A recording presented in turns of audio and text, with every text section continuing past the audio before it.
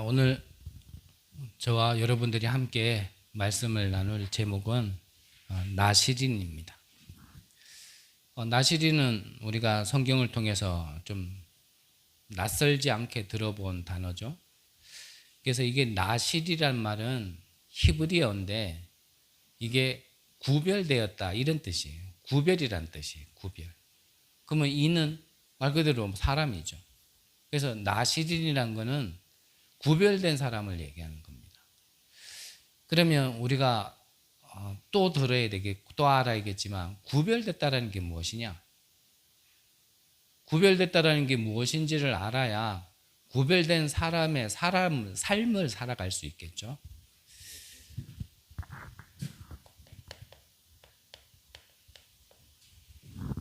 그래서 우리가 구별됐다라는 것, 그리고 우리가 구별되려면 하나님께서 우리에게 구별될 수 있도록 주신 은혜가, 그 방법이 바로 복음이라는 거죠. 그래서 복음은 뭐 그렇게 어려운 말이 아니고요. 구약에서는 계속 약속의 말씀을 주셨는데 메시아를 보내실 거다.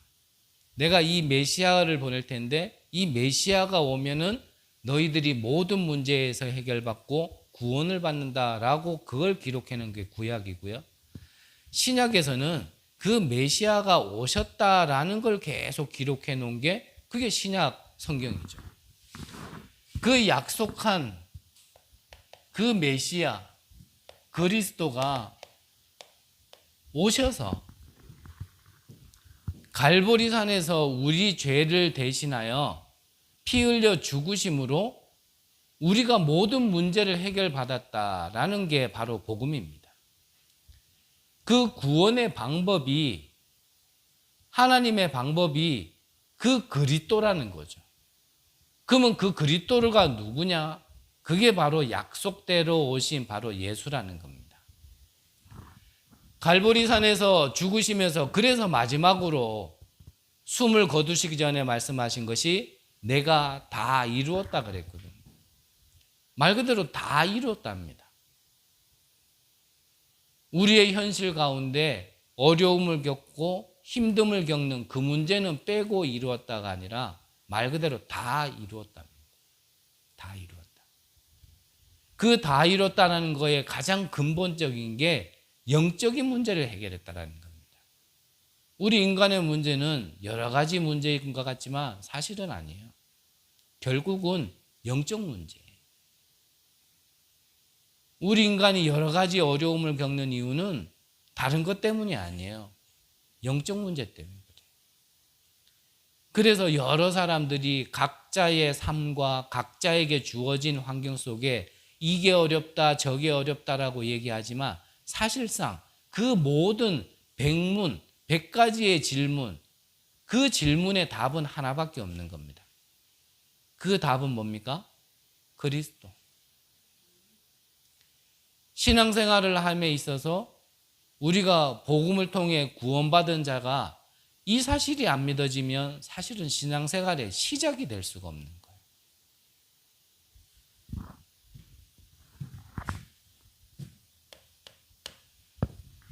그래서 우리가 좀 먼저 알아야 될 것이, 자, 우리가 이 복음을 통해서 즉 구원을 얻게 되어지는데 어디서 구원을 얻게 되어지냐라고 묻는다면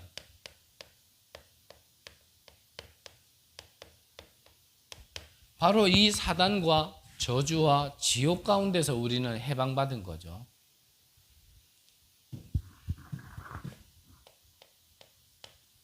로마서 8장 2절에 보니까요. 그리스도 안에 있는 자, 그리스도 안에 있으면 생명의 성령의 법이 죄와 사망의 법에서 너희를 어떻게 해요? 해방하였습니다 그랬어요.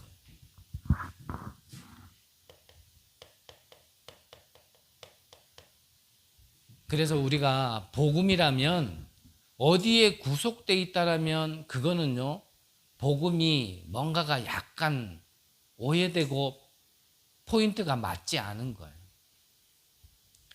그러면 또 이 복음이다 그래서 해방이니까 모든 걸 내 마음대로 해도 되냐? 그 말은 아니죠. 해방과 방종은 다른 말이에요. 해방이란 말은 이 사단 지옥 저주에 더 이상 묶여 있지 않는 상태를 얘기하는 겁니다.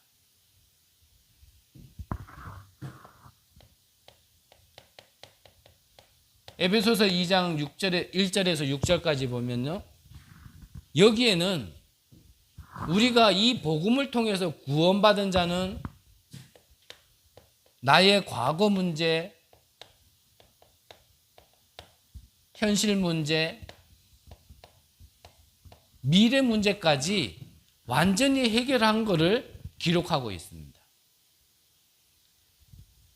그래서 우리가 하나님의 은혜로 복음을 알게 되어지고 그 복음을 통하여 내가 구원을 받았다라면 나는 과거 문제만 해결받고 오늘 문제만 해결받고 미래 문제만 해결받는 게 아니라 모든 문제를 해결받은 거예요.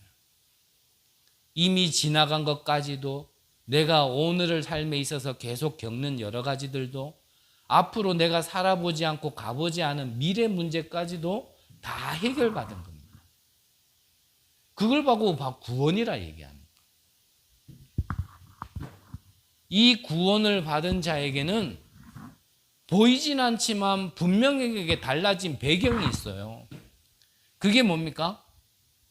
성삼위 하나님이 나와 함께 하시는 거예요.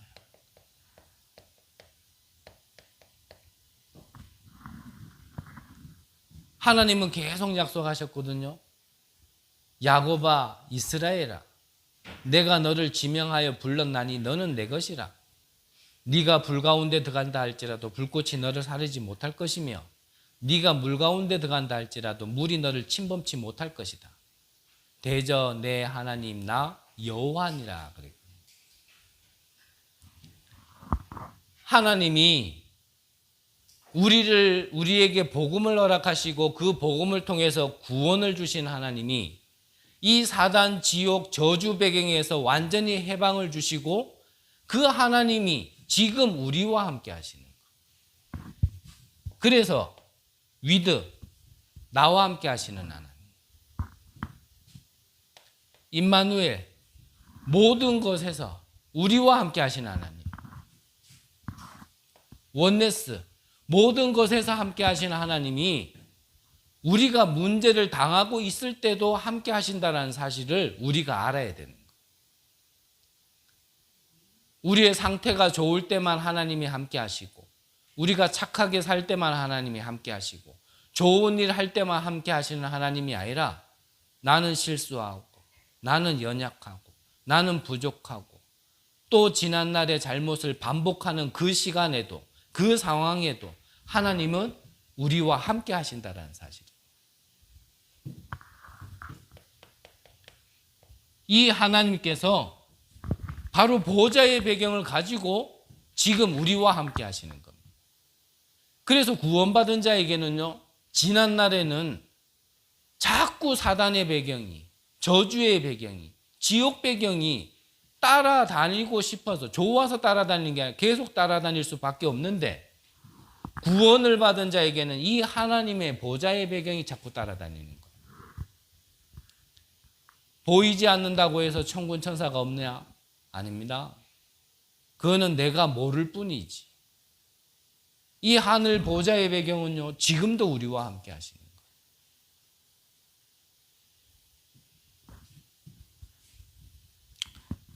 이것을 내가 계속 누릴 수 있도록 구원을 받았다면 이제는 우리가 기도의 제목이 이 안에서 나와지는 거예요.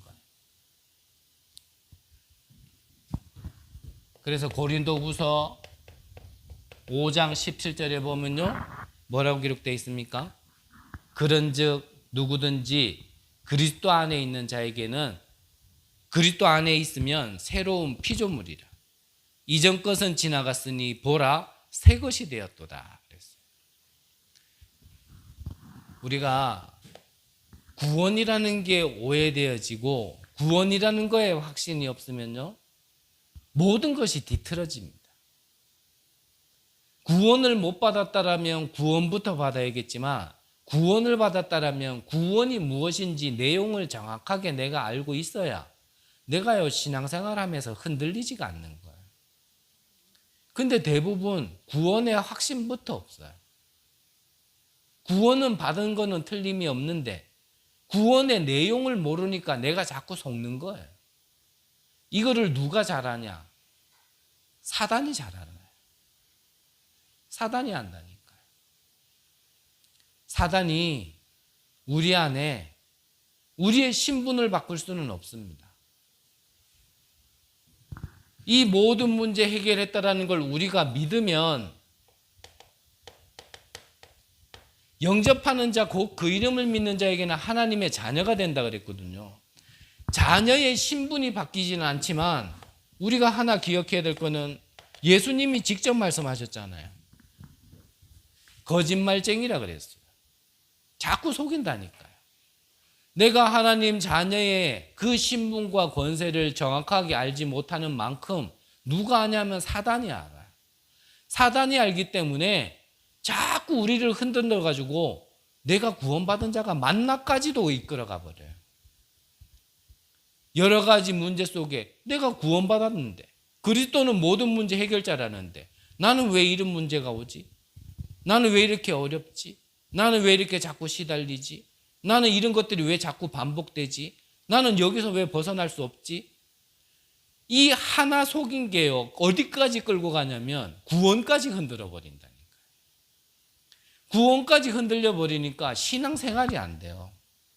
그때부터는 내 머리를 써야 되고 내가 계획 세워야 되고 살기 위해서 바둥바둥 대야 되고 노력해야 되고 밤낮으로 수고해야 되고. 근데 이 목마름이 채워지지 않는단 말이에요. 이 목마름이 채워지지 않으니까 영혼이 자꾸 갈급해요.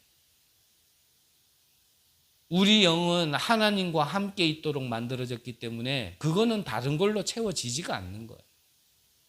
사람으로도 채워지지 않고 돈으로도 채워지지도 않고 명예로도 채워지지 않는 거예요. 사람이 목마르다고요? 짠 소금물을 자꾸 먹으면 더 목마르게 돼 있습니다. 그러니까 끊임없이 가져보고 끊임없이 추구해 보는데 채워지지가 않는 거예요.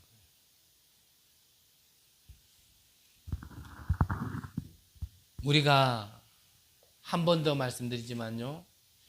구원을 정확하게 이해하는 게 신앙생활의 전부이자 시작의 근본입니다. 그래서 요한일서 5장에 보면 구원의 기준은 다른 데 있지 않아요. 하나님의 아들이 있는 자에게는 생명이 있고 하나님의 아들이 없는 자에게는 생명이 없다 그랬습니다. 우리의 구원은 그 이름 곧 영접, 그 하나님의 보내신 그 메시아 그리스도를 믿음으로써 우리는요 구원을 얻을 수 있게 되어지는 것이고, 그렇게 구원을 얻었다라면 이 구원에 대해서는요 흔들리지 않을 만큼 내 안에요 말씀으로 구원의 내용을요 정확하게 정리를 해놔야 돼.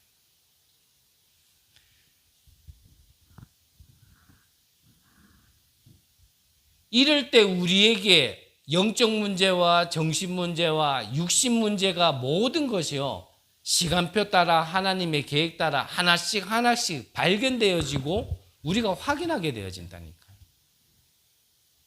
그게 어디에서요? 바로 현장에서. 우리는 문제라고 생각하는데 문제가 아니에요. 그거를 문제라고 우리는 보겠지만 하나님은 모든 것을 해결했다라는 답을 주시고 그건 확인하라고 주신 거예요. 구원 못 받은 자에게는 문제는 저주 재앙이 되어지지만 하나님의 백성 구원받은 자에게는 문제는 하나님이 답을 주시려고 하는 겁니다. 우리가 구원받으면 문제가 없고 위기가 없냐? 아닙니다. 옵니다. 하지만 구원받은 자에게 위기는 이거는요 기회예요.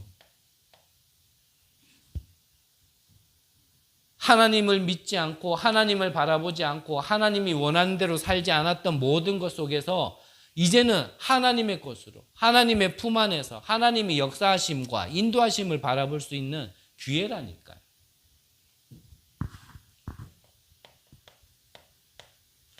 그래서요, 갈등도 다른 거 아닙니다. 내가 갱신하면 되는 거예요.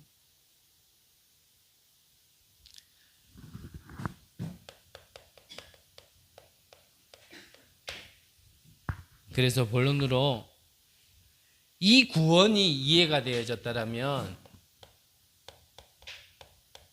내가 이 구원의 내용을 정확하게 알고 있다면, 이 구원 자체가 뭐죠? 내가 사단 지옥 저주에서 빠져나온 거기 때문에 구원 자체가 구별받은 게 된 거예요. 구원 자체가. 그러면 내가 구원받았다. 나는 이제 사단의 소속이 아니고 지옥 배경의 소속이 아니다라는 걸 정확하게만 알고 있어도요, 이게 나에게 힘이 되어진다. 이게 진짜 힘이에요. 그래서 또 반복되는 얘기지만, 내가 구원을 정확하게 아는 것이 사실은요, 근원적인 힘이 되어지는 겁니다. 구원받은 나에게 하나님이 함께 하신다라는 것만큼 나에게 큰 위로와 그것만큼 큰 힘은 없는 겁니다. 그 사실을 알았던 이 다윗은 모든 시를 보세요. 여호와는 나의 목자, 나의 방패, 산성, 반석, 이 모든 말들이 언제 나와졌냐면 말 그대로 문제 속에서, 위기 속에서 나와진 거예요. 곰과 사자와 싸워 이길 때, 전쟁터 속에 있을 때, 장인이었던 사울 왕에게 계속 죽음의 위기로 쫓겨다닐 때, 아들이 반란을 일으켜서 또 왕궁에서 쫓겨날 때, 그때 다윗의 고백은 그렇게 나왔다니까요. 그래서 여호와는 나의 피난처시. 저와 여러분들이 진짜 어려움을 당했다면 하나님 앞으로 가야 됩니다. 내가 어쩔 수 없는 상황, 내가 어떻게 할 수 없는 그런 상황 속에 놓여졌을수록 우리가 하나님 앞에 가서 힘을 얻어야 되고, 인간의 위로가 아니라 하나님이 주시는 참된 평안과 참 위로를요, 하나님 앞에서 받아야 되는 거예요. 근데 우리가요, 반대로 자꾸 한다 그랬잖아요. 문제 없을 때는 우리가요, 할렐루야 그래요. 근데 정작 문제를 줘서 하나님 품 안으로, 하늘의 것으로 채우시려고 할 때에는 우리가 하나님을 바라보지 않는다니까요.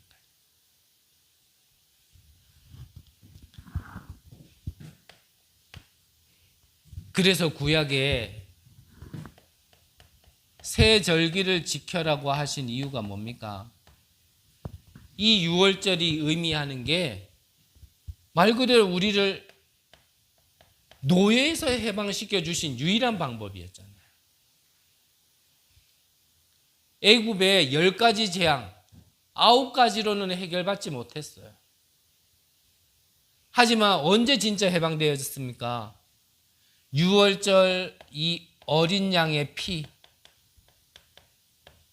즉 그리스도가 흘리신 보혈의 피, 그것만으로요, 우리는 사단의 손에서 빠져나올 수 있는 거예요.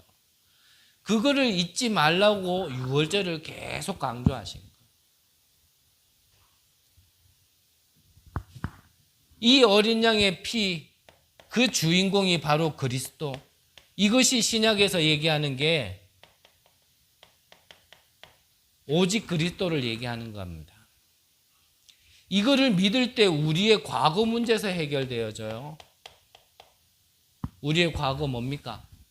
내가 태어나서 지금까지 살아온 과거, 그것도 과거 맞습니다.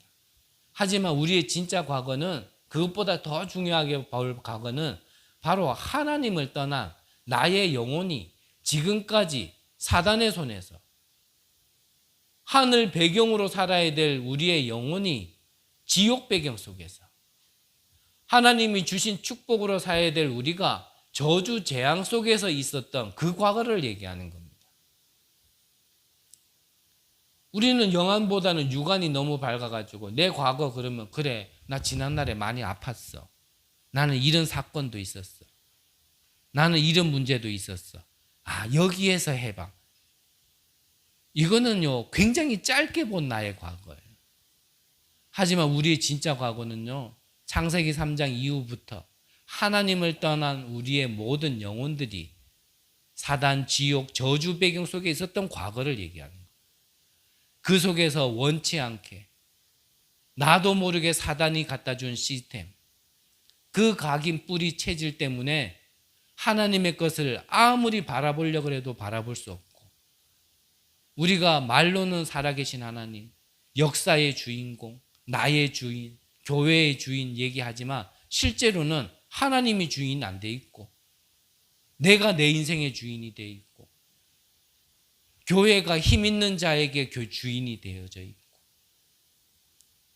그래서 내 생각대로 내 방법대로 뭔가 똑똑한 사람이 주인 되어서 살아갈 수밖에 없는 모든 것들에 대한 거기에서 해방이란 말이에요. 그렇게 해서 잘 살 수 있고 그렇게 해서 영적 문제 해결할 수 있을 것 같으면 상관없는데 똑똑한 사람으로는 해결되지 않는단 말이에요.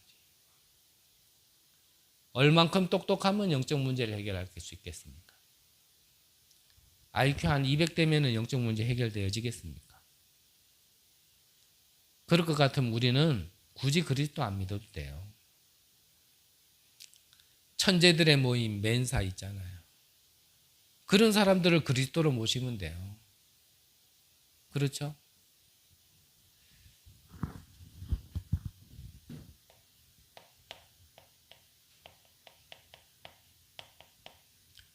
오순절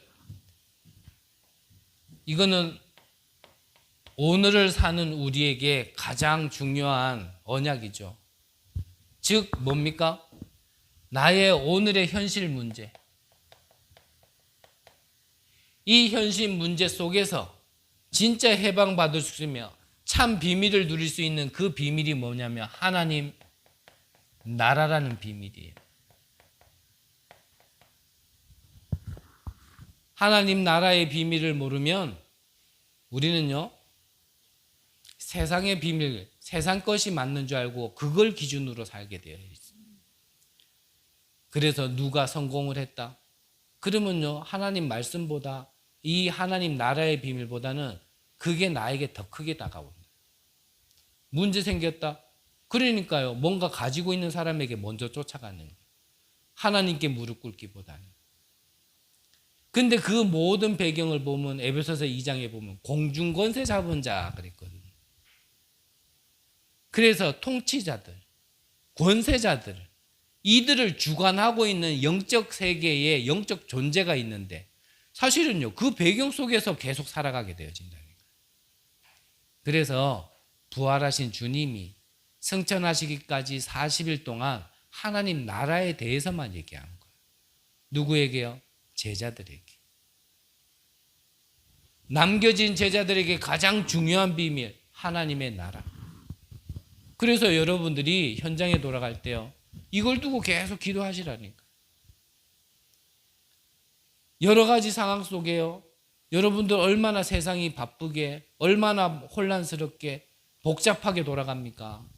그 속에서 이 하나님 나라라는 비밀을 놓쳐버리면요 거기에 우리가 확 휩쓸려가 버린다니까.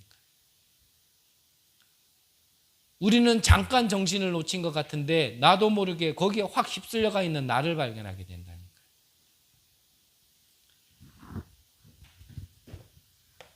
수장절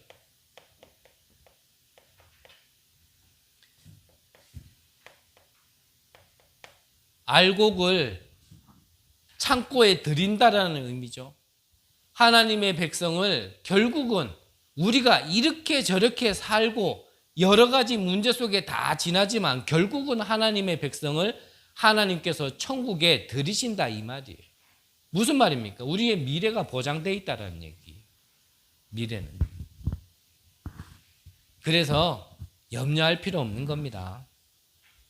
우리 미래까지도 하나님이요 다 구원시켜 주셨어요. 그래서 우리는 미래 걱정 안 해도 돼요. 결국은 하나님의 정인으로 우리를 하나님께서 인도하실 겁니다. 이렇게 구원받은 자가 이 힘을 누리고 있으면 분명히 하나님께서요, 시대를 살릴 수 있는 이 힘을 조금요, 이거는 마지막에 하고요. 이 힘을 가지고, 이 영적인 힘을 가지고요, 지금 우리가 살아가는 이 광야에서, 즉 오늘의 현실 속에서 속지만 않으면 돼요. 자, 이스라엘 백성들이 400년 동안 노예 생활을 하다가 이제 애굽에서 빠져나왔습니다. 하지만 그들을 기다리고 있었는 것은 굉장히 뭔가 좋은 것이 기다리고 있는 게 아니라 홍해가 딱 기다리고 있는 거예요. 그리고 이들을 기다리고 있는 것은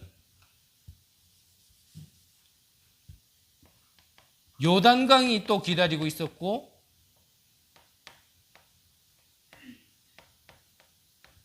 여리고가 기다리고 있어요. 앞서 말씀드렸지만 이게요, 문제로 보이는데 영적인 힘이 없으면 문제가 문제되어집니다. 복음이라는 것 가지고 내가 구원관이 정확하게 내가 자리를 잡고 있지 못하면 문제가 문제라는 거예요. 근데 하나님은 문제가 문제 아니라니까요. 문제를 통하여 하나님께서는 답을 주시려고 하는 거예요. 우리는 성경을 볼 때 홍해 때문에 이스라엘 백성들이 죽었습니까? 안 죽었어요. 요단강에 다 빠져 죽었습니까? 안 죽었다니까요. 절대 안 무너질 것 같은 견고한 성, 여리고성조차도 그들이 가는 길을 막지 못했단 말이에요. 이게 우리가 가는 길 속에 미리 보게 되어지는 증거 아닙니까? 이스라엘 백성들에게만 허락한 것이 아니라 우리가 가는 길 속에 홍해가 막아도, 요단이라는 문제가 있어도, 여리고가 서 있어도 그게 결코 하나님이 백성으로서 살아가는 우리의 앞길을 막지 못한다라는 거잖아요. 자, 우리의 문제가 홍해보다 큽니까? 요단보다 큽니까? 여리고보다 큽니까? 그렇지 않다라면 우리가 가진 문제도 이것조차도 해결하신 하나님은 그 문제도 해결하실 수 있고요. 그 속에 하나님의 절대 주권과 계획이 있는 거예요. 여기에 속지 않으면 돼요. 문제를 문제로가 안 보면 돼요. 즉 이게 문제 아니다가 아닙니다. 무슨 말입니까? 문제는 맞지만 그거를 내가 문제 삼는 거는 다른 얘기예요. 문제가 문제 맞죠. 홍해, 여리고, 요단 얼마나 큰 문제입니까? 하지만 하나님을 믿지 않는, 하나님께서 택함을 받은 구원받은 자라는 게 흔들려 버리면 이 속에서도 나를 인도하시고 하나님이 하실 일이 있다라는 걸 내가 믿지 못하면 홍해 앞에서요 불신앙을 할 수밖에 없는 거예요.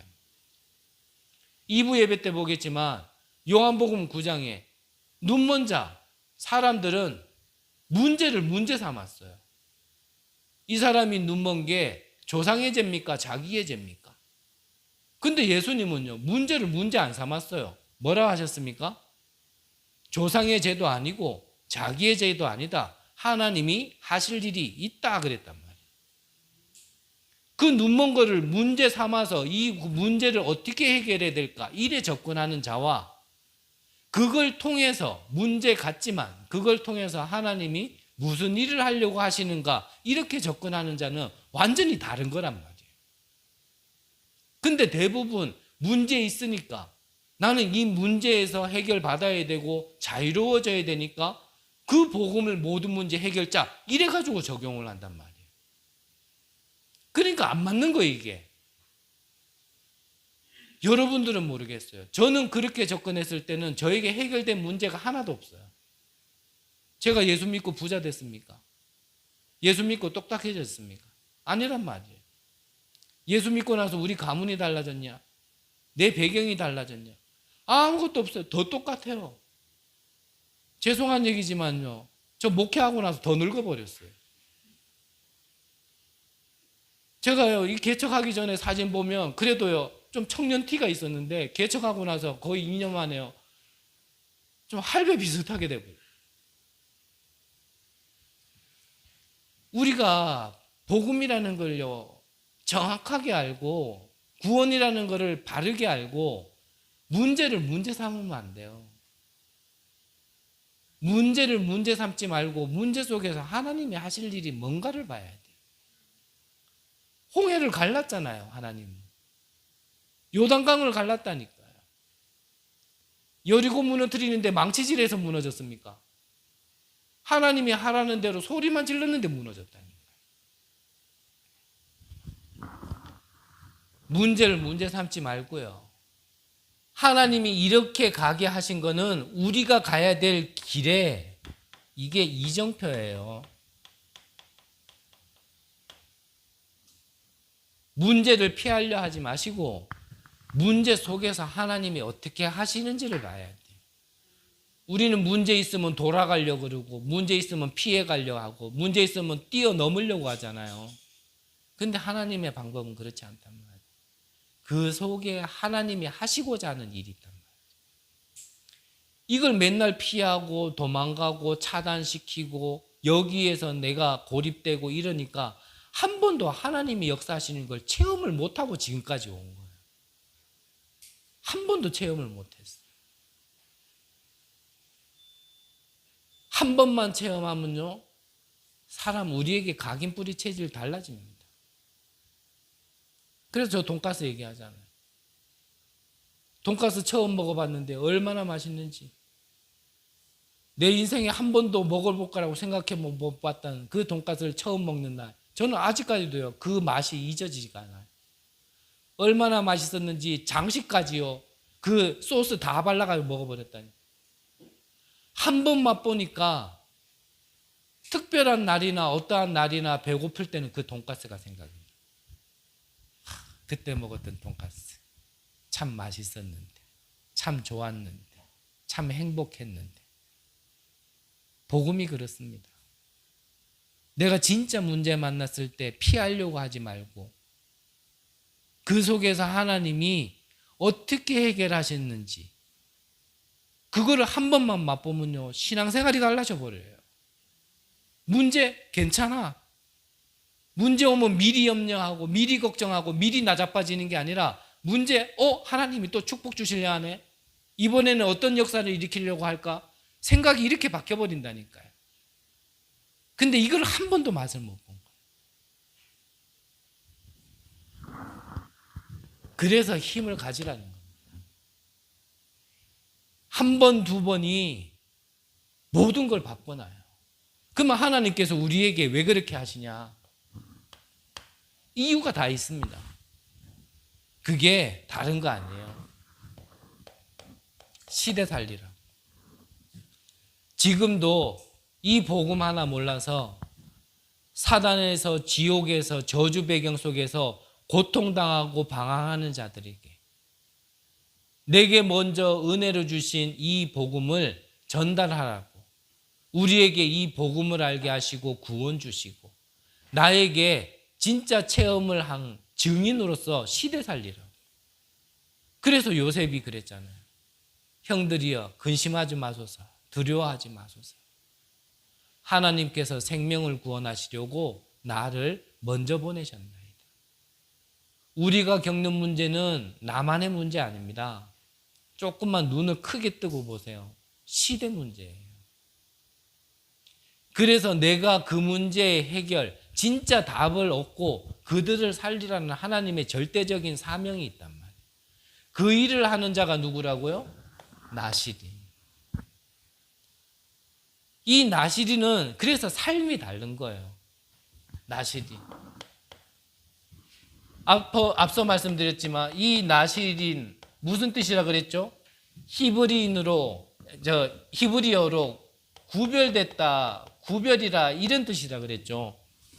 그래서 오늘 성경의 본문에 보니까요, 뭐 그렇게 하지 말고 먹지 말라 그러는 게 많은지. 뭐라고 그렇게 되어 있습니까? 포도주와 독주를 멀리하고 포도주로 된 초나 독주로 된 초를 마시지 말며 포도즙도 마시지 말며 생포도나 건포도도 먹지 말지니. 나 이거 얼마 좋아하는데. 자기 몸을 구별하는 모든 날 동안에는 포도나무 솟아는 씨나 껍질도 먹지 말며 그 서원을 하고 구별하는 모든 동안 삭도를 절대로 그리의 머리에 대지 말 것이니라. 자기의 몸을 구별하여 여호와께 드리는 날이 차기까지는 그는 거룩한즉 그의 머리털을 길게 자라게 할 것이며 자기의 몸을 구별하여 여호와께 드리는 모든 날 동안은 시체를 가까이 하지 말 것이요. 쉽게 말하면 부정한 것도 하지 말라는 거예요. 머리도 자르지 말라는 거예요. 그의 부모 형제 자매 죽은 때에라도 그로 말미암아 몸을 더럽게 하지 말 것이니 이는 자기의 몸을 구별하여 하나님께 드리는 표가 그의 머리에 있음이라. 자기의 몸을 구별하는 모든 날 동안 그는 여호와께 거룩한 자니라. 뭐를 하지 말라가 아니라 나시린으로 부름받은 자는 나시린의 삶이 있다라는 얘기예요. 우리가 하나님께 부름받은 하나님의 백성이라면 우리는 하나님의 백성답게 하나님의 자녀의 답게 살아야 될 삶이 있는 겁니다. 그걸 간단하게 얘기하면 21가지 삶이라고 얘기하는데 이건 나중에 한번 또 풀어드릴게요. 이 21가지의 가장 근본적인 게 뭐냐? 앞서 말씀드린 이게 138을 얘기하는 거예요. 하나님을 떠나 나 육신 성공 중심으로 완전 각인 뿌리 체질되어 있는 나에게 하나님께서 구원을 주심으로써 그 근본부터 바꿔놓고 시작하는 게 바로 나시린의 삶이다. 여기에서부터 모든 게 나와지는 거야. 천명, 소명, 사명, 오직, 유일성, 재창조, 24, 25, 영원. 모든 응답이 여기서부터 나와져요. 이거를 조금씩 확인하고 나면 나의 각인 뿌리 체질이 달라지는 거예요. 각인 뿌리 체질은 누구라도 있습니다. 불신자도 있어요. 사단의 시스템 속에서 내려진 각인 뿌리 체질 때문에 사람들이 망하는 거예요. 잠시는 성공하는 거지만 결국 나중에 실패하게 되는 거예요. 그래서 하나님이 우리 망하지 말고 하나님 자녀답게 멋있게 힘있게 세상 살리는 증인으로 살으라고 근본부터 바꿔주시는 게 바로 복음이란 말이에요. 결과는 나중에 와질 거고 열매는 우리가 뭘 심어 놓느냐에 따라서 드러나지는 거고 거기에 자꾸 연연하지 말고 그게 되어질 수밖에 없는 우리 근본을 점검하고 우리의 근본부터 바르게 시작하면 그렇게 되어지게 돼 있는 겁니다.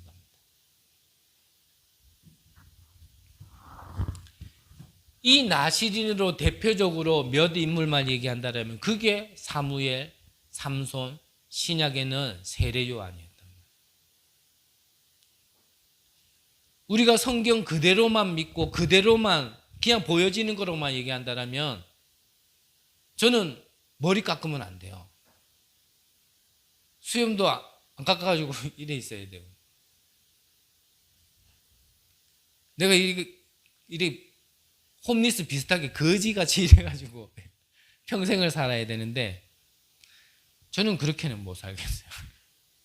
그 의미가 아니란 말이에요.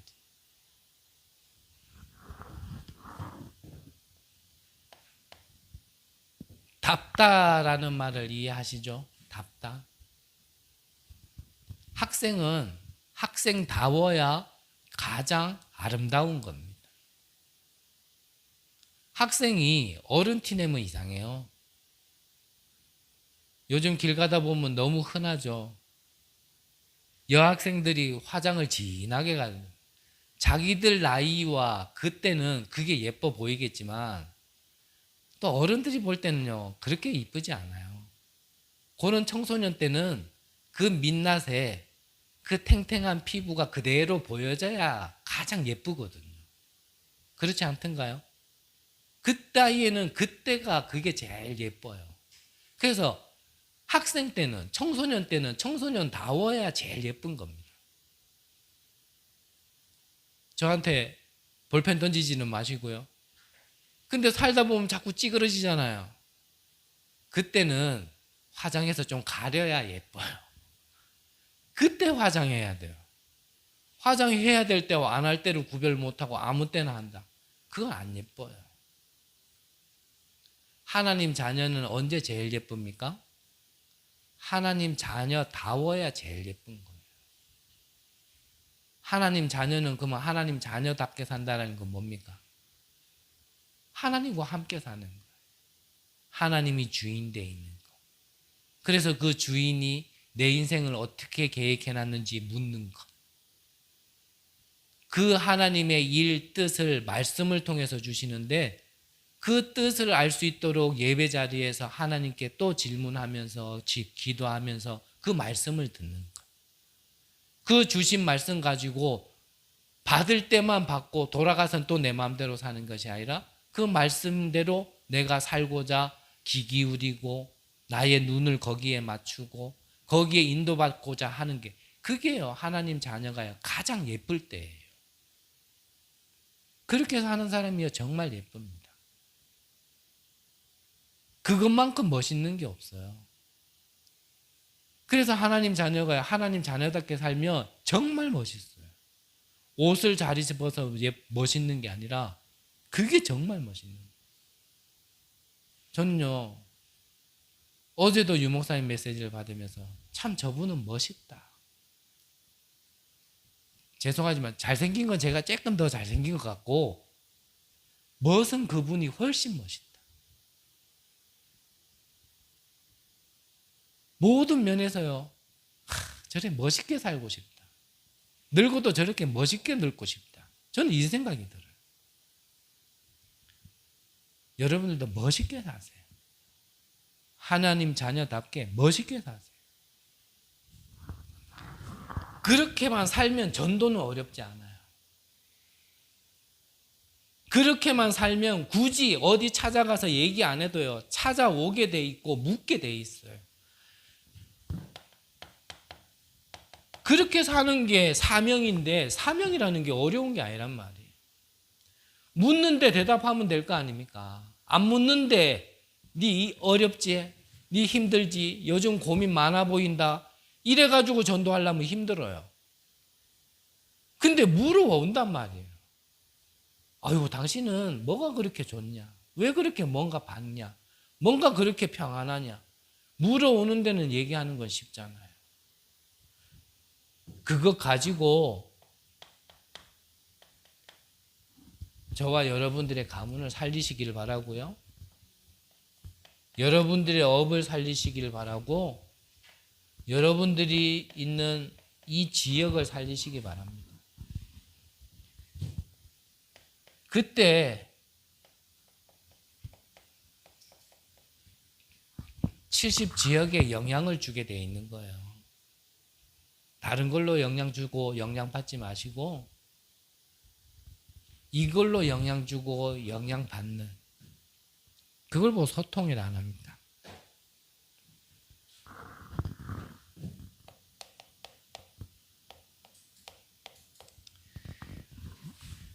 결론은 이번 한 주간 두고 오늘 예배를 두고 한 주간 동안 좀 이렇게 묵상하면서 지내는 동안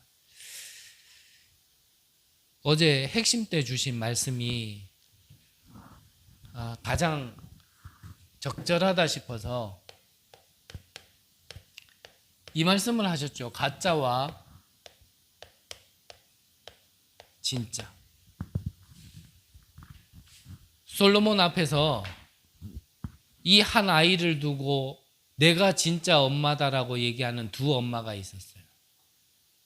그러니까 한치 양보도 없이 이 아이는 각자가 이 아이는 내 아이라 얘기할 때 솔로몬 왕이 그랬죠. 그러면 이 아이를 반으로 갈라서 한쪽씩 가져가라. 이렇게 얘기하니까 가짜 엄마는 좋다. 쪼개서라도 나는 가져간다. 근데 진짜 엄마는 안 된다. 차라리 저 여자한테 내 아들을 줘라. 그게 가짜와 진짜의 차이거든요. 진짜는 가장 소중한 걸 알기 때문에요. 양보해요. 근데 가짜는 손해 보더라도 일부분이라도 어떻게든지 가지려고 자기 욕심 챙기려고 하는 게 가짜거든요. 얼마 전에 한 강연자가 강연하는 영상을 봤어요. 들고 다니는 가방이 진품인지 가품인지를 구별하려면 쉽게 구별할 수 있대요. 그게 뭐냐면 우산 없이 길 가는데 갑자기 비 오면 그 사람이 들고 있는 가방이 진품인지 가품인지가 딱 표시가 난대요. 진품을 들고 있는 사람은 이 가방을요 품에 품는다네요. 비 맞으면 안 되니까. 근데 가품을 들고 있는 사람은 이 가방으로 뭐 하겠어요? 네, 우산으로 써버리는 거예요. 그거 보고 이 가방이 진품인지 가품인지를 구별할 수 있대. 우리가요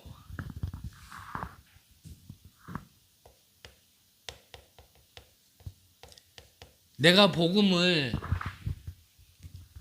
정말 어떻게 생각하고 얼마나 가치 있게 생각하는지, 우리가 복음 운동을 하고 제자 운동을 해야 되는데 한 사람의 영혼을 우리가 어떻게 생각하는지, 또 우리가 교회를 살리는 교회 운동을 해야 되는데 우리가 이걸 어떻게 생각하는지. 그 강연자가 또 다른 말을 했는데 그런 말을 하더라고요. 사람이 아픈 이유는 그 사람에 대해, 그 일에 대해서 진심으로 했을 때 아프대요. 가짜는 이것 때문에 아파할 일이 없습니다. 근데 진짜는 복음이 사라지는 시대, 복음이 없는 영혼, 복음이 없는 교회를 보면서요 아파하는 게 어찌 보면 진짜예요. 가짜는요 진품을 가지고 있는 사람은 기스가 좀 나면 그걸 수리해서 쓰려고 하는데, 가품을 가지고 있는 사람은 좀 뭔가 고장 나면, 좀 상하면 정리해 버린대요. 우리는 가짜입니까 진짜입니까? 우리 교회는 가짜입니까 진짜입니까?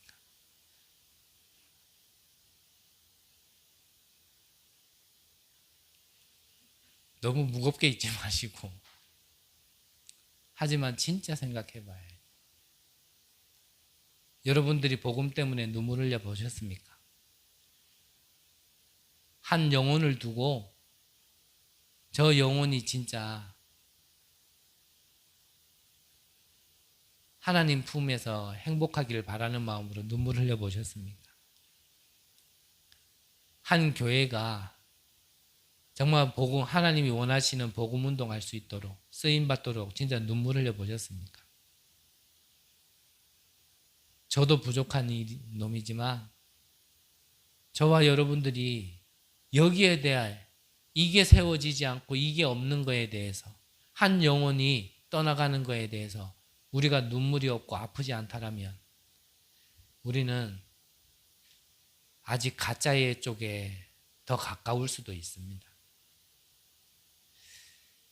나시리는 뭐 하는 거냐? 이 일에 대해서 아무도 눈뜨지 못하고 아무도 보지 못한다 하더라도 이 일 때문에 자기의 인생 모두를 드릴 수 있는, 그걸 보고 올인이라 얘기하는 거예요.